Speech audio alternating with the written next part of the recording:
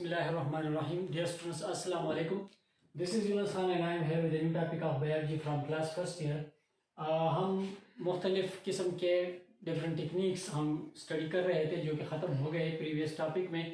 आज से हम सेल के मुख्तलिफ पार्ट्स शुरू करने वाले हैं, that is cell wall, cell membrane, cytoplasm, organelles वगैरह। तो उनमें से पहला जो टॉपिक है हमारा that is cell wall. Cell wall को आज हम पूरा डिटेल के साथ पढ़ेंगे, इसके बारे में, इसका नेचर डिस्कस करेंगे, केमिकल कंपोजिशन, स्ट्रक्चर और आखिर में इसके फंक्शंस या इसके रोल के बारे में बात करेंगे। तो सबसे पहले सेल वॉल के बारे में, it is a rigid and non living part of the cell. ये सेल का एक रिजिड और नॉन लिविंग पार्ट है। Just from here a very important objective which is the objective maybe which is the non-living part of the cell. So non-living part of the cell वो क्या है? Cell wall है।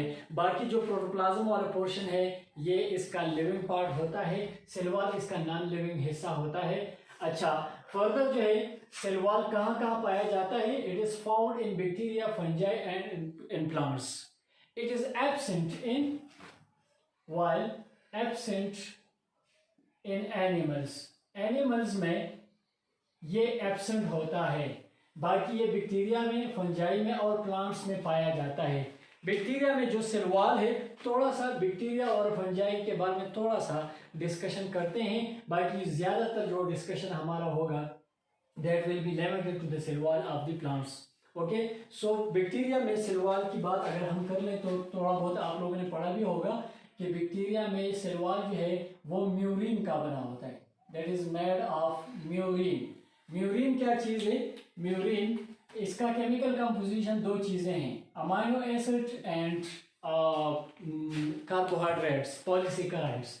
Murine जो है ये दो चीज़ों का बना होता है। इसमें अमाइनो एसिड्स और प्लस पॉलीसेकेराइड्स इसमें पाए जाते हैं। अच्छा, याद रहे अमाइनो एसिड्स के दरमियान जो बॉन्ड्स होते हैं उसको पेप्टाइड बॉन्ड कहते हैं, जिसकी वजह से अमाइनो एसिड्स जो कम्बिनेशन में जो रिजल्ट में मॉलिक्यूल्स बनाते हैं उनको पेप्टाइड्स कहते हैं। और पॉलीसेकेराइड्स कार्बोहाइड्रेट से, कार्बोहाइड्रेट के लिए लफ्ज़ ग्लाइको इस्तेमाल होता है। तो यहाँ पे अमाइनो एसिड और पॉलीसेकेराइड्स या कार्बोहाइड्रेट्स जब मिलते हैं so they are been called as peptidoglycan. तो इसी वजह से हम बैक्टीरिया के बारे में कहते हैं कि इसका सेल वॉल म्यूरिन का बना होता है या पेप्टाइडोग्लाइकेन का बना होता है, क्योंकि इसके कंपोजिशन में अमाइनो एसिड और पॉलीसेकेराइड्स हैं। तो इसी वजह से जो है पेप्टाइडोग्लाइकेन का नाम दिया जाता है। जहाँ तक फंजाई का ताल्लुक है तो फंजाई में chemically it is composed of chitin. ये केमिकली काइटिन का बना है। Again chitin is a polysaccharide. अगला जो हमारा चैप्टर है that is about the biochemistry, उसमें पूरा हम डिटेल के साथ पढ़ेंगे कि जितने भी कार्बोहाइड्रेट्स हैं वो तीन मेन कैटेगरीज में डिविजिबल है। मोनोसेकेराइड्स जो सिंगल यूनिट्स पे मुश्तमिल होते हैं, डाइसेकेराइड्स जो 2 यूनिट्स पे मुश्तमिल हैं, और 2 से लेकर 10 तक यूनिट, 2 to 10 यूनिट्स जिसमें होते हैं उसको ओलिगोसेकेराइड कहते हैं, और 10 से ज़्यादा जो होते हैं वो पॉलीसेकेराइड्स कहलाते हैं, they are called as polysaccharide.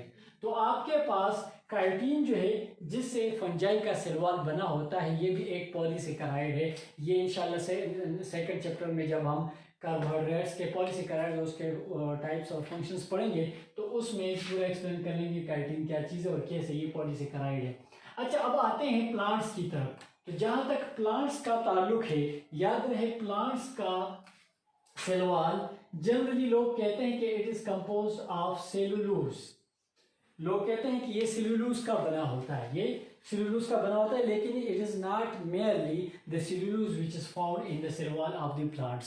सिर्फ सेलुलोज नहीं है जो प्लांट के सेल वॉल में पाया जाता है, इसके अलावा और भी सारी चीज़ें हैं वो हम सेल वॉल के केमिकल कंपोजिशन में पढ़ेंगे। लेकिन यहाँ पे थोड़ा सा मैं सेलुलोज के बारे में बता दूँ। सेलुलोज जो है लॉन्ग चेन्स है, ये भी एक पॉलीसेकेराइड है, लॉन्ग चेन्स है, और ग्लूकोज के जो है ना ये बने होते हैं। सेलुलोज को लेके मुख्तलिफ किस्म की चीज़ें जो है ना बनाई जा सकती हैं, फैब्रिक्स जो है कपड़ा वगैरह, या इसके अलावा पेपर, ये चीज़ें एक्सेट्रा।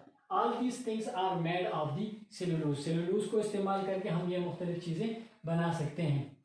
अच्छा, अब इसके साइज की बात करेंगे, सेल वॉल के साइज की। तो जहां तक सेल वॉल के साइज का ताल्लुक है, इसके बारे में कहते हैं कि the size of the cell wall is about 0.2 micrometer.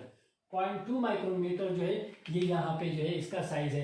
तो यहाँ पे अगर आप देख लें तो अगेन कई सारे जो है एमसीक्यूज बन रहे हैं। This is also an MCQs के what is the size of the cell wall in green plants.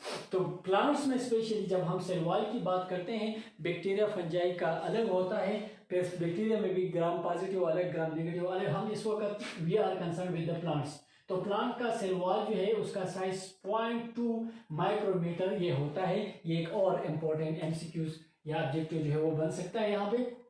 आगे हम केमिकल कंपोजिशन की बात करेंगे। सो केमिकली जैसे मैंने आपको कहा कि प्लांट्स के सेल वॉल के बारे में ये मशहूर है कि ये सेल्यूलोज का बना है, लेकिन जब हम ब्रॉडली, अभी आप चूंकि कॉलेज के स्टूडेंट्स हैं, कॉलेज का कोर्स पढ़ रहे हैं, तो हम थोड़ा सा डिटेल के साथ जाएंगे। तो यहाँ पे हम थोड़ा सा ब्रॉड डिस्कशन करेंगे। ये सिर्फ सेल्यूलोज नहीं है जिससे प्लांट्स का सेल वॉल बना होता है, मुख्तलिफ चीज़ें मौजूद है, different chemicals are there. Cellulose है, इसके अलावा हेमी सेल्यूलोज है, लिग्निन है, और इसके अलावा दूसरे कंपोनेंट्स है। दूसरे कंपोनेंट्स में pectin, pectic acid, inorganic salts and waxes ये मौजूद हैं। इसके कंपोजिशन की बात करते हैं। सेल्यूलोज का परसेंटेज अबाउट प्लांट के सेल वॉल में ड्राई वेट जब हम लेते हैं तो कहते हैं कि सेल्यूलोज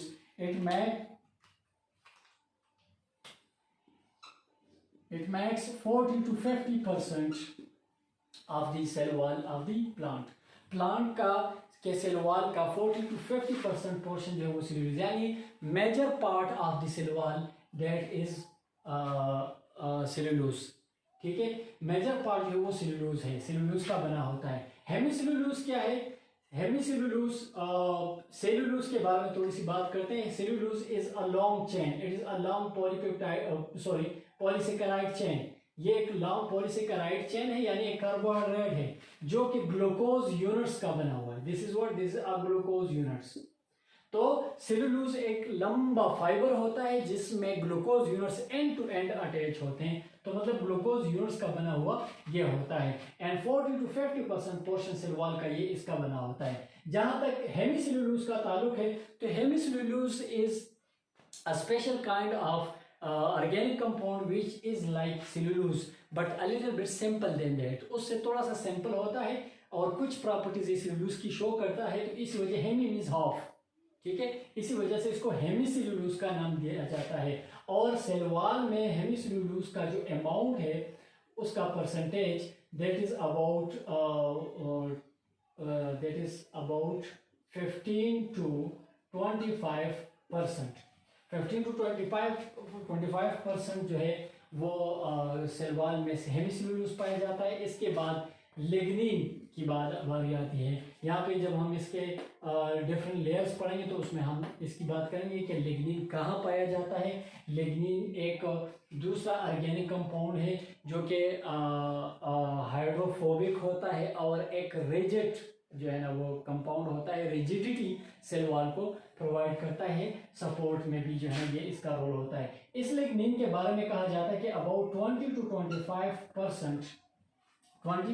25% जो है वो लिग्निन है। ठीक है, 20 to 25% is lignin. Other components जो बाकी ये रहते हैं, pectin, pectic acid, inorganic salts और वैक्सेस, ये तकरीबन 5 से लेकर 10% सेल वॉल का ये बना लेते हैं। 10% तकरीबन ये सेल वॉल का ये बनाते हैं। अच्छा, यहाँ पे मतलब इस लिहाज से, परसेंटेज के लिहाज से भी आपके पास एमसीक्यूज बन सकते हैं, आप नोट कर सकते हैं इसको। एक और important MCQs that is what about the cellulose. याद रख लें, सेल्यूलोज के बारे में कहा जाता है कि this is the most abundant carbohydrates या पॉलीसेकेराइड्स में या पॉलीमर्स में सबसे एबंडेंट कार्बोहाइड्रेट जो है वो सेल्यूलोज है ऑन द अर्थ। ठीक है, अर्थ पे जो है सबसे ज्यादा एबंडेंट, तो ये भी एक एमसीक्यूज बन सकता है। इसी तरह लिग्निन के बारे में कहा जाता है कि it is the second most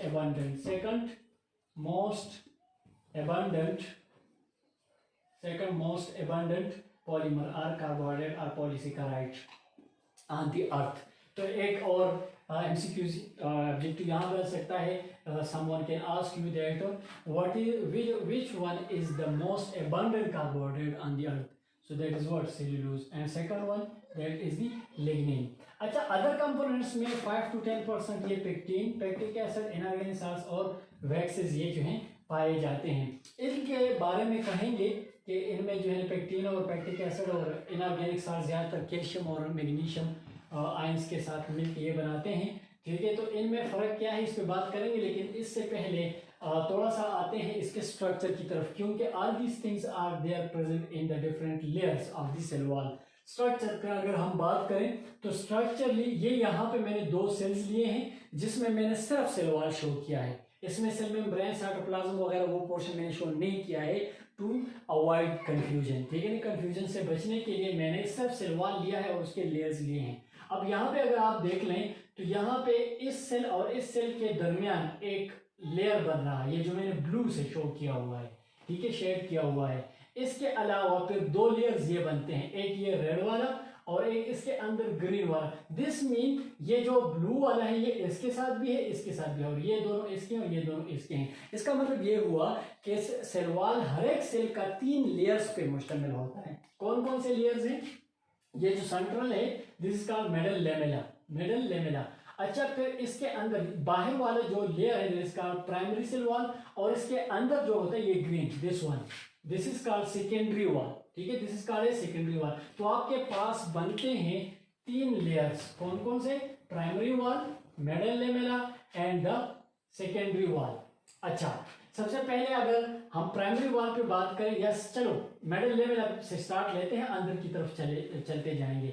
middle lamella जो है this is what a cement, this is a cement between 2 adjacent sales. ये 2 एडजेसेंट सेल्स के दरमियान एक सीमेंट का रोल प्ले करता है. ये मिडल लेमेला जो है केमिकली किस चीज का बना है? केमिकली ये पेक्टिन और पैक्टिक एसिड्स का बना होता है. इसमें पेक्टिन एंड पैक्टिक एसिड्स जो हैं वो पाए जाते हैं. अच्छा, याद रहे पेक्टिन और पैक्टिक एसिड्स में दोनों में फर्क क्या है?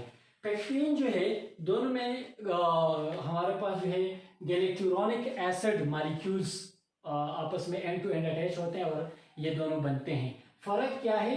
फर्क सिर्फ ये है कि पेक्टिन में हमारे साथ 200 मॉलिक्यूल्स होते हैं और पैक्टिक एसिड में 100 मॉलिक्यूल्स होते हैं. यानी the pectin contains 200 molecules of galacturonic acid. यहाँ पे गैलेक्टुरोनिक एसिड के 200 वो हैं और पैक्टिक एसिड में 100 गैलेक्टुरोनिक एसिड मॉलिक्यूल्स होते हैं. ये दोनों में फर्क है. एक और फर्क ये है कि पेक्टिन जो है it is very less hydrophilic, पानी को बहुत ज्यादा कम ये लव करता है, पसंद करता है. तो इसी वजह से पानी में आम वाटर में सॉल्युबल नहीं होता. हाँ, अलबत्ता हॉट वाटर में फिर ये सॉल्युबल होता है पेक्टिन. पैक्टिक एसिड जो है पैक्टिक एसिड ये इजीली सॉल्युबल इन वाटर होता है. इट इज वेरी हाइड्रोफिलिक, ये बहुत ज़्यादा हाइड्रोफिलिक होता है. तो यहाँ पे an important MCQ can be made over here. यहाँ पे the number of galacturonic acid molecule are 200 in pectin while they are 100 in case of pectic acid. अच्छा, अगर पेक्टिन की बात हम करें तो this is very less hydrophilic. ठीक है, it show very less tendency towards the solubility in water. ठीक है, यहाँ पे ठीक है क्या है कि the pectin is soluble only in hot water while in case of pectic acid this is very hydrophilic और ये जो है वो वाटर में इजीली सॉल्युबल होता है. तो इन दोनों में जो है पेक्टिन और पैक्टिक एसिड में ये फर्क होता है. जहाँ तक इनऑर्गेनिक साल्ट्स का ताल्लुक है तो यही दोनों जो है स्पेशली इसमें पैक्टिक एसिड जो है ये कैल्शियम और मैग्नीशियम के साथ मिलकर साल्ट्स बनाते हैं. क्या क्या? कैल्शियम आयन है या इसके अलावा मैग्नीशियम आयन अगर हम लें तो कैल्शियम के साथ ये मिलकर कैल्शियम पेक्टाइड बनाते हैं और मैग्नीशियम के साथ मिलकर ये मैग्नीशियम पेक्टाइड बनाते हैं. So they form what? Calcium पेक्टाइड. अच्छा, अब यहाँ पे they form calcium pectate and the middle lamella contain pectin or pectic acid in the form of calcium or magnesium pectate which is a salt, inorganic salt बनता है इसका. ठीक है, अब यहाँ पे कैल्शियम पेक्टाइड जो है ये मिडल लेमेला बनाता है जो कि दोनों सेल्स को आपस में अटैच रखता है। यहाँ पे एक वेरी इंपॉर्टेंट पॉइंट, ठीक है, बहुत ज़्यादा अहम बात आपस में नोट कर लें। क्या होता है कि यही कैल्शियम पेक्टेट या पैक्टिक सब्सटेंसेस जो हैं, इन पैक्टिक सब्सटेंसेस को एक खास किस्म का एंजाइम है जिसे हम कहते हैं पेक्टिनेज। एक special kind of enzyme is there which is called as pectinase enzyme. Pectinase enzyme can be used to dissolve these pectic substances in the middle lamella। यानी अगर पेक्टिनेज एंजाइम को हम यूज करें तो मिडल लेमेला को क्या किया जाता है, इस मिडल लेमेला को हम डिजॉल्व कर सकते हैं। अगर मिडल लेमेला डिजॉल्व हो गया तो फिर क्या होगा, सेल्स सेपरेट होंगे तो टिश्यूज लूज होंगे। This loosening of the tissue और separation of the cells is termed as cell maceration. इसको स्पेशली नाम दिया जाता है cell maceration. So this is another important MCQs or objective which can be noted by you people. Okay, मतलब someone can ask you that what is cell maceration? So cell maceration is the separation of the cells or loosening of the tissue। और ये कैसे हम कर सकते हैं, pectinase enzyme अगर apply करें तो ये पैक्टिक सब्सटेंसेस को डिसॉल्व करके इनको सेपरेट कर सकता है। So this is about the middle lamella.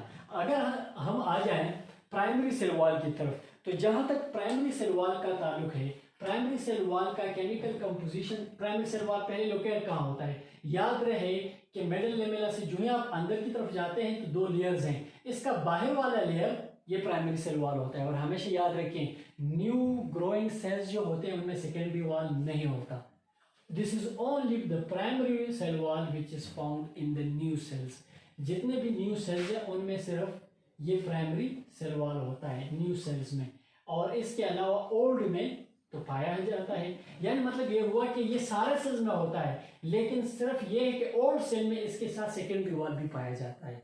New sales में सिर्फ प्राइमरी वॉल मौजूद होता है, प्राइमरी वॉल मौजूद होता है। अच्छा, ये प्राइमरी सेल वॉल जो है इसका केमिकल कंपोजिशन क्या है? इसका केमिकल कंपोजिशन ये है कि इसमें सेलुलोज पाया जाता है, इट कंटेन्स सेलुलोज। इसके अलावा हेमीसेलुलोज और इसके अलावा पेक्टिन, लिग्निन इसमें नहीं होता, याद रखें। Pectin plus pectic acid, all these things are found, ठीक है। ये चीजें इसमें पाई जाती हैं। ये इसका जो है केमिकल कंपोजिशन हो गया, cellulose, hemicellulose, pectin, pectic acid. और इसके नेचर के बारे में मैंने वहां पे डिस्कशन की है कि ये क्या क्या चीजें हैं। अच्छा, याद रखें हमेशा ये कहाँ पाए जाते हैं, मैंने कहा न्यू सेल्स जो होते हैं। तो मतलब ये हुआ कि जो मेरिस्टेमेटिक सेल्स होते हैं जो डिवीजन करते हैं और नए सेल्स बना रहे होते हैं, उन मेरिस्टेमेटिक सेल्स में या पेरेन्काइमा सेल्स में ये मौजूद होते हैं। So another very important question, the primary cell wall is found where in new growing cells. Those growing cells may be meristematic cells or parenchyma cells। तो ये सेल्स जो है इनमें प्राइमरी सेल वॉल जो है वो पाया जाता है, and that is composed of this kind of chemicals. अगर हम सेकेंडरी वॉल की बात करें तो सेकेंडरी वॉल वैसे पाया नहीं जाता जब ये सेल इमेच्योर होते हैं। जब ये मेच्योर होते हैं, ओल्ड हो जाते हैं, या sometime it is said that when they are dead, जब वो मर जाते हैं, मतलब ये पेरेन्काइमा या दूसरे ऐसे सेल्स होते हैं प्लांट में जो सिर्फ सपोर्ट में रोल प्ले करते हैं, उस वक्त सेकेंडरी वॉल बन जाता है। सेकेंडरी वॉल कैसे बनता है? ये जो प्राइमरी वॉल है बाहर वाला, इसके अंदर साइड पे यानी उस तरफ साइटोप्लाज्म की तरफ, सेल मेम्ब्रेन की तरफ जो लेयर बन रहा है सेल वॉल का, वो सेकेंडरी वॉल कहलाता है। Outer one is primary wall जो कि सबसे पहले बनता है, और फिर उसके बाद जब सेल मैच्योर होता है, when the cell become mature, जब सेल मैच्योर होता है तो इस केस में क्या होता है कि सेकेंडरी सेल वॉल बन जाता है। अब सेकेंडरी वॉल कैसे बन जाता है, इसमें क्या क्या चीजें शामिल होती हैं, तो याद रखिए इसमें भी सेलुलोज होगा, cellulose is found here also. इसके अलावा हेमीसेलुलोज भी होगा, हेमीसेलुलोज इज आल्सो फाउंड, ठीक है। पेक्टिक सब्सटेंसेस और पेक्टिन बहुत कम पाए जाते हैं जो कि नेग्लिजिबल होते हैं। हाँ बता, इसके अलावा ऐसी एक चीज पाई जाती है जो प्राइमरी सेल वॉल में नहीं होती, एंड दैट इज लिग्निन।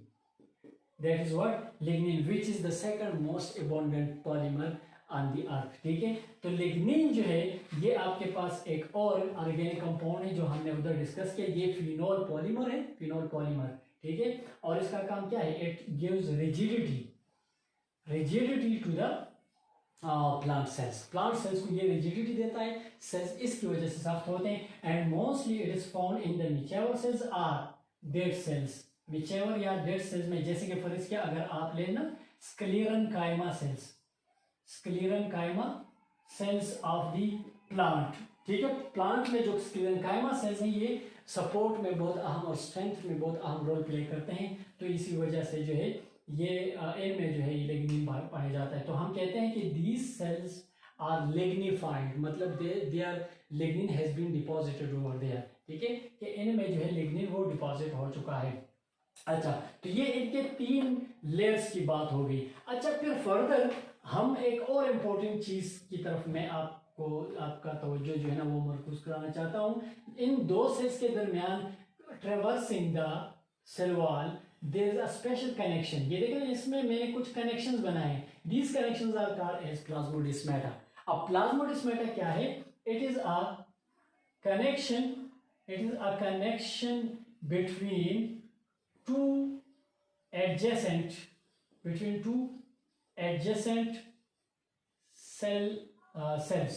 अच्छा, सेल्स के जो ये साइटोप्लाज्म है एक, और इसका ये इसका साइटोप्लाज्म है और ये इसका साइटोप्लाज्म है। तो दोनों का साइटोप्लाज्म आपस में कम्युनिकेटेड होते हैं एक स्पेशल कनेक्शन के जरिए, जिसको हम प्लाज्मोडेस्माटा कहते हैं। अगर सेल्स आपस में कोई कम्युनिकेशन कायम करना चाहते हैं, कुछ चीज़ें शेयर करना चाहते हैं, इसके जरिए अगर फूड मॉलिक्यूल्स भेजना चाहते हैं, डिजॉल्व गैसेस भेजना चाहते हैं, वेस्ट मटेरियल निकालना चाहते हैं, तो इनके जरिए ये डिफ्यूजन और ऑस्मोसिस को यूज करके इसी प्लाज्मोडेस्माटा के जरिए शिफ्ट करते हैं। तो सेल वॉल के अंदर स्पेशल पिट्स एंड पोर्स होते हैं, एपर्चर्स होते हैं। Those apertures are called as plasmodesmata which are connection between 2 adjacent cells. 2 adjacent cells के दरमियान कम्युनिकेशन या कनेक्शन जो है ये मेंटेन करते हैं। So this is about the plasmodesmata. So इस तरह ये पूरा डिस्कशन सेल वॉल पे। आखिर में अगर हम बात करें तो इसका आखिर में जो है ना फंक्शन रह जाता है।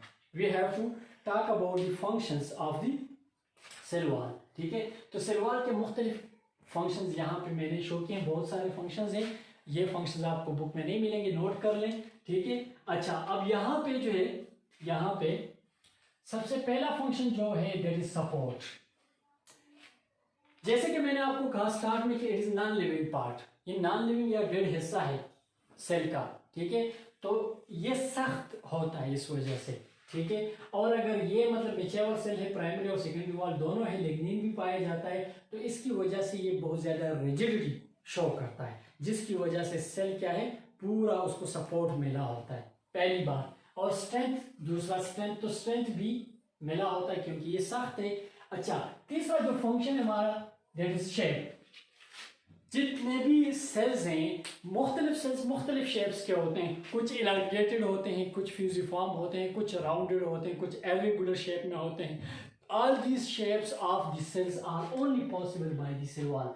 जिस टाइप का सेल वॉल होगा उसी तरह शेप सेल का बनेगा, ठीक है। अगर आप पैरेन्काइमा सेल्स ले लें तो उसका एक शेप होता है, मेरिस्टेमेटिक सेल्स का दूसरा शेप होता है, इसी तरह स्क्लेरेन्काइमा सेल्स का अलग शेप होता है। ये सारे सेल्स एक दूसरे से शेप के लिहाज से मुख्तलिफ क्यों हैं? Because of their difference in the cell walls shapes, ठीक है। तो सेल वॉल के शेप्स की वजह से सेल का शेप जो है वो बन जाता है। तो एक ये हो गया कि it provide shape to the cell. Next is protection. Protection, ये प्रोटेक्शन देते हैं, बहुत सख्त कवरिंग है ये। प्लांट सेल को इसने पूरा कवर किया हुआ है, एक सख्त कवरिंग सेल के बाहर मौजूद है। तो ये सेल की हिफाजत करता है, मुख्तलिफ चीज़ों से हिफाजत करता है। से फॉर एग्जांपल अगर हम जर्म्स की बात करें, pathogens, so the plant cells can be protected from the pathogens by the cell wall. Why? अगर आप अपने हमारे बॉडी को देख लेना तो हमारे बॉडी के ऊपर स्किन चढ़ा हुआ है, ये स्किन इम्यून है। ये इनेट इम्यूनिटी में भी आता है, 13 नंबर चैप्टर इम्यूनिटी का जो चैप्टर है उसमें पढ़ोगे भी। तो ये इनेट इम्यूनिटी है, इसके अंदर कोई भी पैथोजन इन नहीं हो सकता। हमारे बॉडी में पैथोजन या जरासीम कैसे आते हैं? या तो कहीं पे जख्म आ जाता है, कट लगता है तो उसके जरिए इन हो जाता है, या कुछ हम खाते हैं उसके जरिए, या इनहेल करते हैं तो उसके जरिए, बाकी स्किन के जरिए कोई चीज अंदर नहीं जा सकती। इसी तरह सेल वॉल इस सेल का स्किन है, इसके जरिए कोई पैथोजन अंदर नहीं जा सकता, तो ये इसका प्रोटेक्शन करता है। अच्छा, इसके अलावा it is what, it is totally permeable.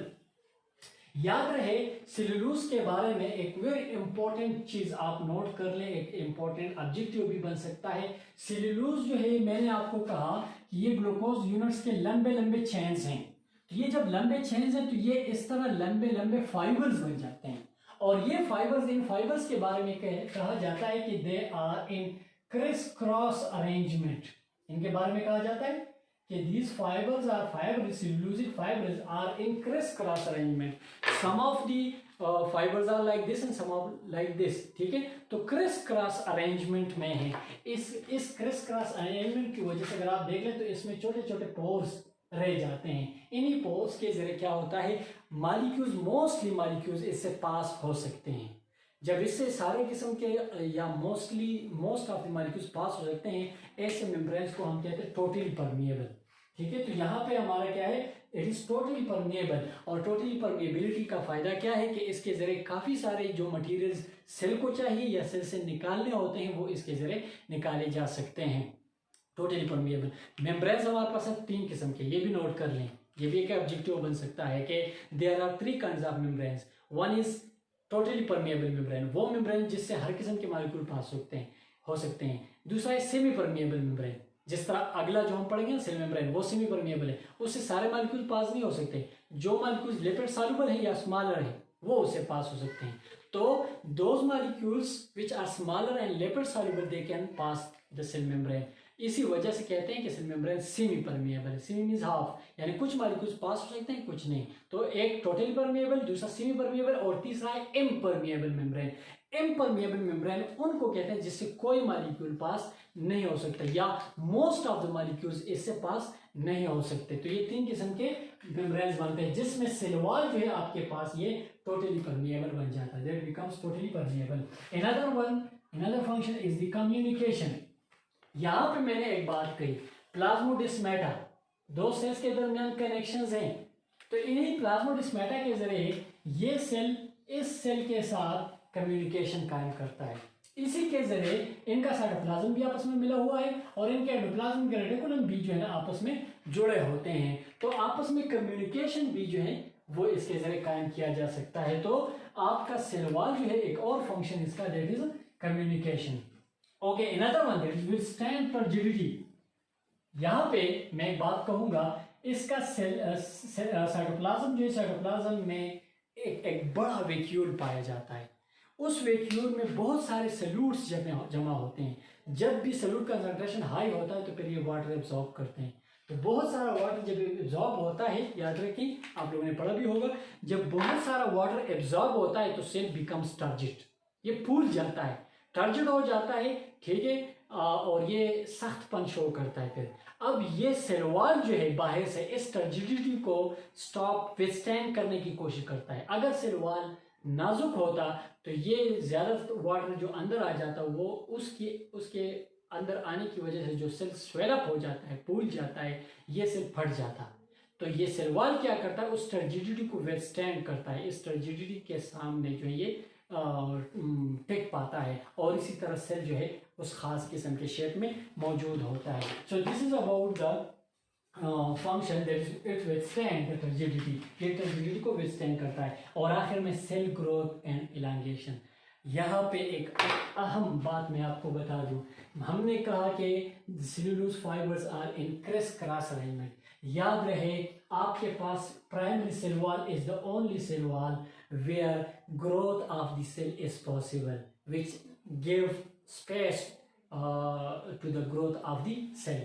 मतलब अगर सेकेंडरी सेल वॉल बन गया तो फिर ये सेल परमानेंट शेप बन जाता है इसका, ये और ग्रोथ नहीं कर पाता।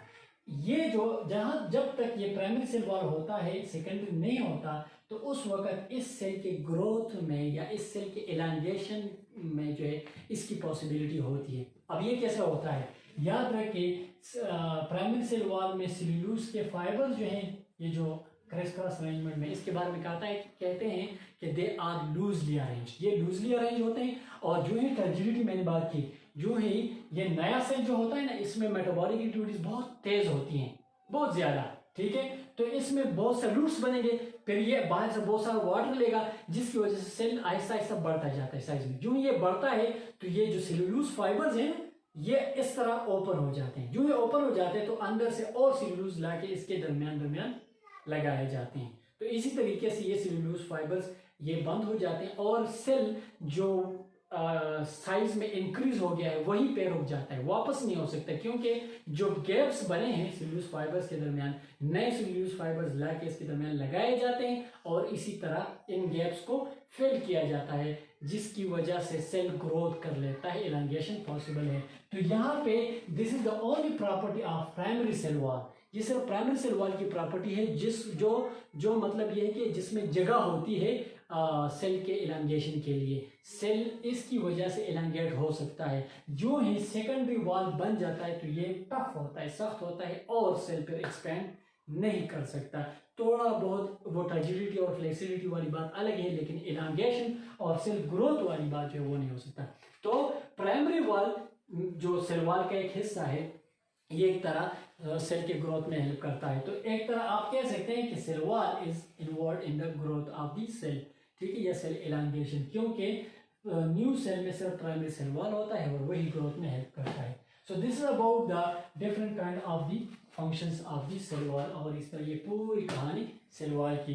आप लोगों के जहन में अगर कोई क्वेश्चन बनता है, इसमें से बहुत सारे एमसीक्यूज हैं, मैंने भी डिस्कस कर लिए, आप लोग भी निकाला करें, कोशिश करें, कहीं पे कंफ्यूजन रहता है तो कमेंट्स में पूछ सकते हैं। बहुत सारे स्टूडेंट्स मुझसे पूछते हैं, मैं कोशिश करता हूँ कि जवाब दे सकूँ।